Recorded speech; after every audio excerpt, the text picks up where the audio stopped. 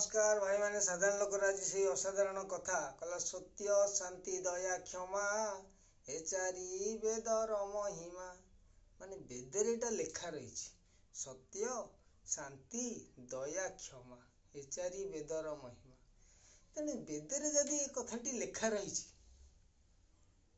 केते पालन करछे आमे मानव जन्म दुर्लभ जन्म पाइले आमे केते पालन करिछे समस्ते निज निज हृदय को पचार पुणी लेखा जाइछि जदि सत्य शांति दया क्षमा ये चारि भितर श्रेष्ठ किए सत्य शिव सुंदर तेणु ये चारिटी भितर श्रेष्ठ किए आमे कहा को धरिछे ना आमे शांति रे अच्छे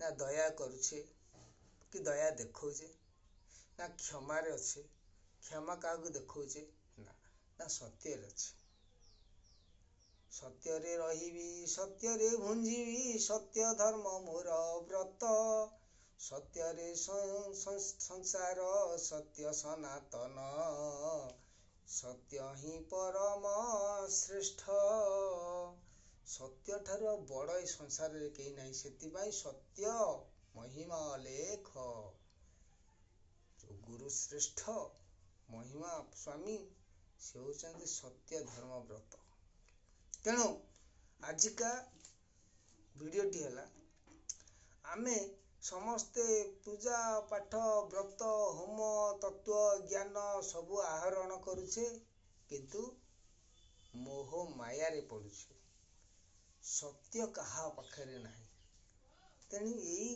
कली जुगटे सत्य प्रकाशित हेबो जहाकू स्वयं सत्य शिव सुंदर निजे माता पार्वती को भी कही थे आपण माने जानी थे हमरो उत्तर जम्मू काश्मीर पटे रही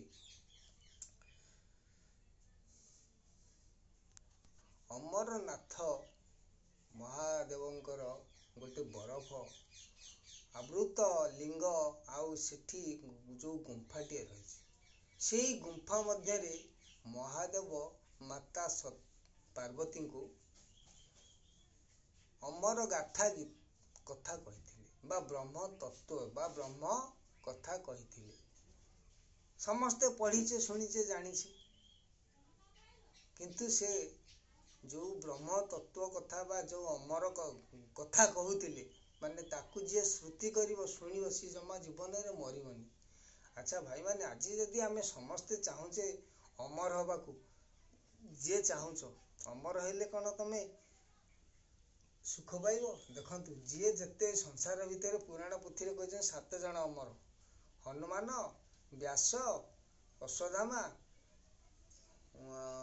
बलि आउ आमर विभीषण एम सब अच्छा 7 जण जो पुराण रे लेखा रही किंतु आम ये लेखा पाठे कौन अच्छे से सब शांति रे अच्छा आज जाए शांति रे नहांती आपण मानकू भगवान जो 120 वर्ष देते तमें तथापि एते अन्याय अनीति करिल जे तथापि बुढ़ा बयस बेलू तुमको टे चाह कप कई दे पारु ना तमे पूरा अशांति अनुभव कर 50-60 वर्ष भोग करने भितर 120 वर्ष बा 100 वर्ष रु शताब्दी मनीष ऊर्ध हवा को आहरी केते कष्ट सह पड़ो ताले अमर है बेलू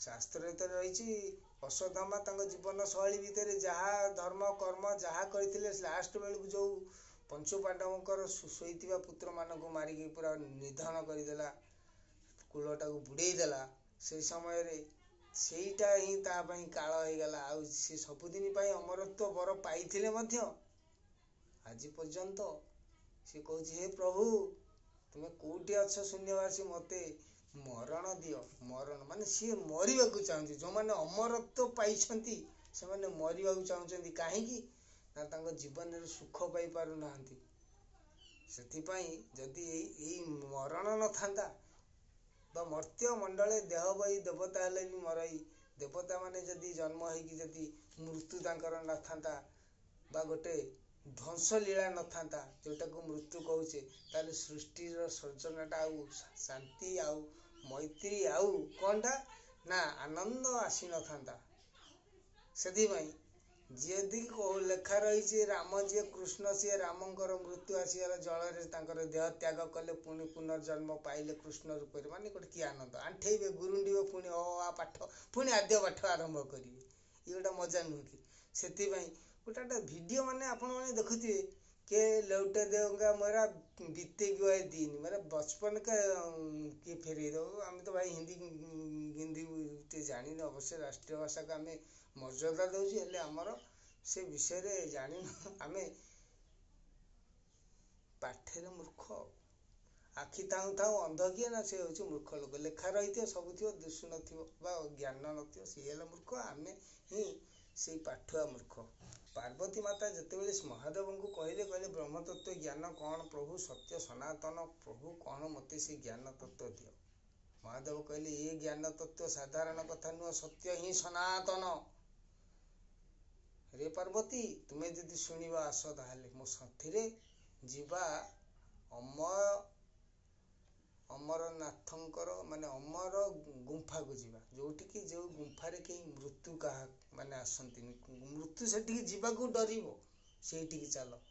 महादेव कौन कले पार्वती माता संगे रही नहीं छोट पुओ किए पार्वती क्या नहीं ना गणेश को कहले गणेश को तुम त्याग कर दियो पाखे पिला पिला माने कहीं कहीं रही ये कौन कह ना आप मले जुग जाए पर लगे किए कांदुची एठी निजर बेली क्या रखा पड़ोनी सबू त्याग करिया पड़ो जदि तुम अमर गाथा बा सत्य सनातन सत्य बाणी ब्रह्म तत्व तुमको मु कहबी। पार्वती कौन कहले गणेश को कहले बापर तू ये था मुझे बापा सागे जाऊपर कौन कले सब त्याग कर चलिए। महादेव माता पार्वती कौन कर ना वृषभ उपर बस कहला अरे वृषभ जदि जीव से गाथा शुणीदब जदि से तत्व से पोथी कथा जदि शुणीदब ना ये भी अमर हो कहले ना चल वृषभ ए नंदी तुम ये खाद्य आहरण मान करू था आम टे जाऊँ गुंफा भितर तांको भी सांगे नेले।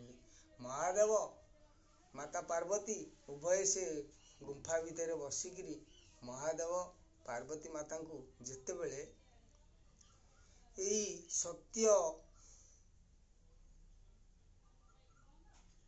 आमर ब्रह्मतत्व विषय कहते से महादेव कहला रे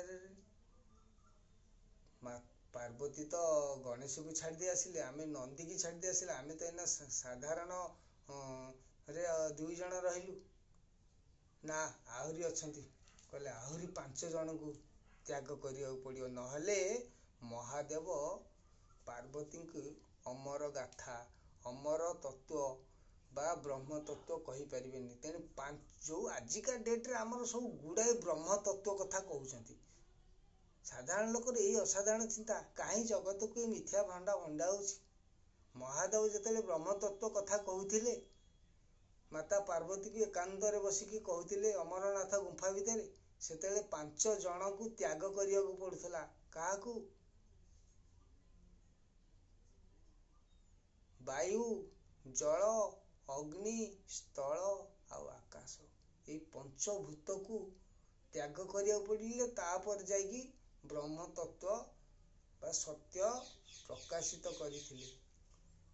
पार्वती कहले देख मु टोटाले सबू त्याग करी पंचभूत भी मो शरीर भितर रही मु तुमको शुणाइबी किंतु तमें एक लय एक माने निष्ठार सहित श्रुति करुथिव नचेत जदि तुम्हें शयन जीव ताले सबू तुमर वृथा जीव। पार्वती माता कौन कले कहले हौ तुम कह कहू मु शुणुची। महादेव कहते पार्वती शुणुली पार्वती मारू था महादेव जानती शून्य थाई कहले अरे ठीक अच्छे ये शुणुं किंतु ता भितर जोग ध्यान रे माता बसी शुणुले श्रुति ज्ञान हजिगला निद्रा घटी आसला यही समय रे श्रुति खंडन हो गला ना माता पार्वती कौन होता ना अमर भी हो जाते महादेव भली କହିଲେ ସତ ସତ ବ୍ରହ୍ମା ମଲେଣି ସତ ସତ ଯେ ବିଷ୍ଣୁ ସତ ସତ ବାମା ମଲେଣି। ସତ ସତ ବାମା କିଏ? ମହାଦେବଙ୍କର ଶହ ଶହ ପାର୍ବତୀ ମରିଗଲେଣି, ଏକୁଟିଆ ମହାଦେବ ଅଜାମର ହୋଇ ରହିଛନ୍ତି, ଅମର ହୋଇ। ଏଇ ଅମରବତୀ, ସେଇ ଅମର ଗୁମ୍ଫା ଭିତରେ ମାତାଙ୍କୁ ବ୍ରହ୍ମ ତତ୍ତ୍ୱ ସତ୍ୟତା ପ୍ରକାଶ କରୁଥିଲେ, କିନ୍ତୁ ସିଏ ମାତାଙ୍କୁ ଅମର ହେଇପାରିଲେ ନାହିଁ। ଶ୍ରୁତି ଖଣ୍ଡନ ହେଇଗଲା, କିନ୍ତୁ କପତ ବା ପାରା ରୂପକ ପକ୍ଷୀଟିଏ ଯେବେଠୁ ପାର୍ବତୀ ମାତାଙ୍କର ଶବ୍ଦ ବା ଶ୍ରୁତି ଜ୍ଞାନ ହରଣ ହେଇଗଲା, ପାରା ଆଦ୍ୟରୁ ଶେଷ ପର୍ଯ୍ୟନ୍ତ ଶୁଣିକି ସେ ଅମର ହୋଇଗଲେ। ଇଏ ହଉଛି ସତ୍ୟ, ଆଉ ଏଇ ହିଁ ସନାତନ, ଏଇ ହିଁ ଗୁପ୍ତ କଥା, ଯୋଉଟା କି ସାଧାରଣ ଲୋକଙ୍କ ଭାଷାରେ କହନ୍ତି ହାଟ ମଝିରେ ବ୍ରହ୍ମ ଜ୍ଞାନ, ଆଲୋଚନା କରି ହୁଏନି। ଆଉ ଆଜି ଆମେ କଣ କରୁଛେ? ସତ୍ୟରେ କେହି ନାହୁଁ, ସମସ୍ତେ ରାକ୍ଷସ ପ୍ରକୃତି ହେଇଯାଇଛ, ମାନବରୁ ଦାନବ ହେଇଯାଇଛେ। ଆମେ କଣ କରୁଛେ? ଆଜି ରାମ ନବମୀ ଜୟ ଶ୍ରୀରାମ କହିବା, କାଲି ଦଶହରା ଜୟ ମା ଦୁର୍ଗା, ପରଦିନ ଶ୍ରୀକୃଷ୍ଣଙ୍କ ଜନ୍ମାଷ୍ଟମୀ ଜୟ ଶ୍ରୀକୃଷ୍ଣ, ଆଜି ଅଷ୍ଟପହରି ହବ ରାମ ନାମ ଜପ କରିବା। କେତେ ପାଉଛେ? କେତେ ଖାଇଛେ? କେତେ ନାଇଛେ? କହିଲା ହର ଗୁଣ ଫେଡ ମିଶା, ଆଉ ସବୁ ପାଠ ଫସର ପାଶା, ବେଦ ନୁହେଁ ସେ ତ ନିର୍ବେଦ ଭଜ, ରୂପେ ନଥାଇ ସେ ଅରୂପେ ଥାଇ, ଅରୂପରୁ ଆଦ୍ୟ କ୍ଷର ବୋଲାଇ। ସେଥିପାଇଁ ଏବେ ଦେଖିବେ ମୋହନ ମାଝୀ ଖଡି ଛୁଆଁ ବ୍ୟବସ୍ଥା କରିଲେ। ଖଡି କଣ ଛୁଇଁବା? ଆମେ ଖଡି ବି ଛୁଇଁ ଛୁଇଁକା କେତେ କଣ କରିଦେଇଛେ, କିନ୍ତୁ ଖଡି ଛୁଆଁ କୋଉଠି କଣ ଆମର, କୋଉଠି ଆମର ସବୁ ଭୁଲ ବଟ ହେଲା? ଆଜି ଓଡିଆ ଅସ୍ମିତାକୁ ଫେରେଇ ଆଣିବା ପାଇଁ ପଡୁଛି। ସାଧାରଣ ଏଇ ସବୁ ଘାଣ୍ଟି ଗୋଳି ଡାଲମାଟି ରଖୁଛି, କାରଣ କହିଲେ ଠ ଠ କରି ତିନି ଠ ହେଲେ ବ୍ରହ୍ମା ବିଷ୍ଣୁ ମହେଶ୍ୱର, ଏଇ ତିନି ଠ ଗୁରୁ ପଢାଇଲେ ପଢିବି ଆଦ୍ୟ ଅକ୍ଷର। କୋଉ ଅକ୍ଷର? ଆଦ୍ୟ ଅକ୍ଷର। ଆଦ୍ୟ ଅକ୍ଷର ହେଲା ମାନେ ପିଲାଟି ଯେତେବେଳେ ବ୍ରହ୍ମା ବିଷ୍ଣୁ ମହେଶ୍ୱର ଘୋଟିରେ ଲେଖିଦେଲା ନା, ଲେଖି ସାରିକିରି ତାକୁ ଟିକେ ଲିଭେଇକି ତାକୁ ସବୁ ଯାକ ମସ୍ତକରେ ମାରିବ, ପ୍ରଭୁଙ୍କୁ ସେଇଠୁ କଣ କରିବ? ଆଦ୍ୟ ଅକ୍ଷର ଯୋଉଟା ଆମର ଅ ଲେଖିଲା, ଏଇଟା ହେଲା ସ୍ୱର ବର୍ଣ୍ଣ ଭିତରେ ଯୋଉ ଅକ୍ଷରଟି ଅଛି, ପ୍ରଥମରୁ ସେଇଟି ଲେଖିବା ଆରମ୍ଭ କରିବ। ତାପରେ ସ୍ୱର ପରେ ପୁଣି ବ୍ୟଞ୍ଜନ ବର୍ଣ୍ଣର ଆଦ୍ୟ ଅକ୍ଷର କଣ ହବ ନା କ। ଦି ଭାଗ ଅଛି ନା, ସ୍ୱର ବ୍ୟଞ୍ଜନ। ତେଣୁ ଆଜିକା ପିଲାମାନେ କଣ କଲେ? ଆଦ୍ୟ ଅକ୍ଷର ବି ଭୁଲିଗଲେ। ଏ ଫର ଆପୁଲ, ବି ଫର ବଲ, ସି ଫର କ୍ୟାଟ କାଟ, ଡି ଫର ଧର, ଏଇଭଳି ସବୁ କରିଲ, ସବୁ ଏଗୁରା ଭୁଲିଗଲେ। ମାନେ ଏଇ ଆଦ୍ୟ ଅକ୍ଷର ଖଡି ଛୁଆଁ ପାଠ କେହିଲେନି। ଆଜିକାଲି ପୁଣି ଏବେ ସାଧାରଣ ଲୋକ ଟ୍ୟୁସନ ସେଣ୍ଟର, କୋଚିଂ ସେଣ୍ଟର ମାନଙ୍କୁ ତିଆରି କରିକି ଫ୍ରେମ କରିକି ଦଉଛି, ଡିଜିଟାଲରେ ପାଠ ପଢା ହବ, ଆଉ ଖଡି ବି ଦରକାର ପଡିବନି, କଲମ ବି ଦରକାର ପଡିବନି, ଏଇଭଳି ବେଳ ଆସିଗଲା। ତେଣୁ ଏଥିରେ ପିଲାମାନେ ଆଉ କୋଉଠି ମାନେ ଆଦ୍ୟ ଅକ୍ଷର ଶିଖିବେ? ତେଣୁ ଅବିକା ଏଭଳି ଏଇ ଭୁଲ ହେଇଯାଇଛି, ସଂସାରଟା ଏତେ ରସାତଳକୁ ପଳେଇଗଲା, ଆଉ ପଳେଇ ବି ଯିବା ଦରକାର। କାହିଁକି ନା ଯଦି ଗୋଟେ ନାଶ ନ ଆସିଲା ତାହେଲେ ସୃଷ୍ଟି ଆସିବନି। ବିଷ ନଥିଲେ ଅମୃତ ଆସିବନି, ଦିବସ ନଥିଲେ ନିଶି ଆସିବନି। ସେଇଭଳି ନା ସୂର୍ଯ୍ୟ ନଥିଲେ ଚନ୍ଦ୍ର ଆସିବନି, କି ନା ସତ୍ୟ ନଥିଲେ ମିଥ୍ୟା ସୃଷ୍ଟି ହେଇପାରିବନି, କି ଚୋର ନଥିଲେ ବା ପୁଲିସ ନଥିଲେ ଚୋର ସୃଷ୍ଟି ହବନି ସାଧାରଣ ଲୋକର ଚିନ୍ତନରେ। ତେଣୁ ସମସ୍ତେ ଏତେ ଦୁର୍ଲଭ ଜନ୍ମ ପାଇଛେ, ଆମେ ମାନବ ହୋଇଛେ, जो माँ सृष्टि करछि सेई माँ नेब ସେଥିପାଇଁ ଆମ ନାମଟି ହୋଇଛି ମାନବ। ତେଣୁ ମାନବ ହେଇକି ଆମେ କେହି ରହିପାରୁନି, ସବୁ ଦାନବ ହେଇଗଲେ। ମଦ ମାଛ ମାଂସ ସବୁ ଖାଦ୍ୟ ଭକ୍ଷଣ କଲେ, ଶେଷରେ ଏ ସଂସାର ଏ ବାରିଧି ସମସ୍ତଙ୍କୁ ଆମେ ନିନ୍ଦା କହିଲେ ନା ଏ ଖରା ସୂର୍ଯ୍ୟ ବହୁତ ତାପ ଦଉଛି, କ'ଣ କରିବା, ବୃକ୍ଷ ତରୁ ଲତା ତୃଣ କିଛି ଆମେ ରଖିଲେନି, ସବୁ କାଟି କୁଟି ଦେଲେ। ତେଣୁ ଆମେ ନିଜ ଆପଣା ହସ୍ତେ ଯାହା ଅଛନ୍ତି କେ ଅଛି ତାର ପ୍ରତିବାଦୀ। ତେଣୁ ନିଜେ ନିଜେ ଆମେ ଆମର ନାଶ କରେଇଛେ। କାହାର? ଜାତିର। କୋଉ ଜାତିର? ନା ଏଇ ମାନବ ଜାତିର, ମନୁଷ୍ୟ ଜାତିର। ତେଣୁ ଏଠି ଦୁର୍ଲଭତ୍ୱ ଖୋଜିଲେ ଆଉ କୋଉଠି ମିଳିବ? ଆଜି ସାଧାରଣ ଲୋକ କହୁଛି ଆଗକୁ 26-27 ଆଡକୁ ଯୋଉ ଦିନରା ସବୁ ଆସିବ ନା, ଅଦ୍ଭୁତ ଲାଗିବ। ଅଦ୍ଭୁତ, ଅଧ ଆଉ ଭୂତ ଚିନ୍ତନ କରିପାରିବେନି, ଅସମ୍ଭବ ସମ୍ଭବ ହେଇଯିବ। ଉଦ୍ଧବ ହେ ଶୁଣ ବିପରୀତ ବାଣୀ, ପର୍ବତ ଶିଖରେ। ଏଇଠି ଗୋଟେ ପର୍ବତ ଅଛି ବା, ଦେଖେଇଦେଲ। ଏଇ ପର୍ବତ ଶିଖରେ ଶେଉଳର ମଇ, ସମୁଦ୍ର, ଏଇଟା ସମୁଦ୍ରଟା ହେଲା, ସମୁଦ୍ରେ ଖେଳେ ହରିଣୀ।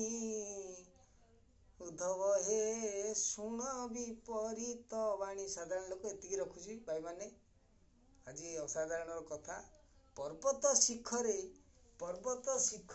ଏଇ ଯୋଉ ପର୍ବତଟି ରହିଛି ତା ଶିଖରେ ଶେଉଳ ରମଣ କରିବ।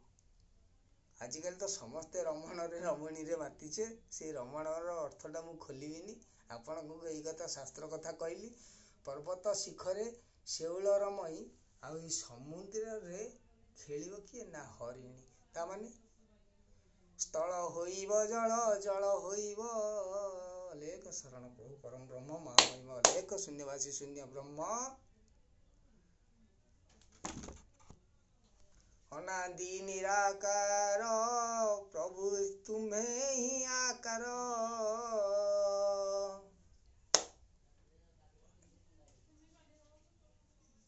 ଆରେ ଆଜି ମଙ୍ଗଳା ଓଷା ହଉଛି ନା କ'ଣ? ମଙ୍ଗଳବାର ହେଇଥିବ ଆଉ।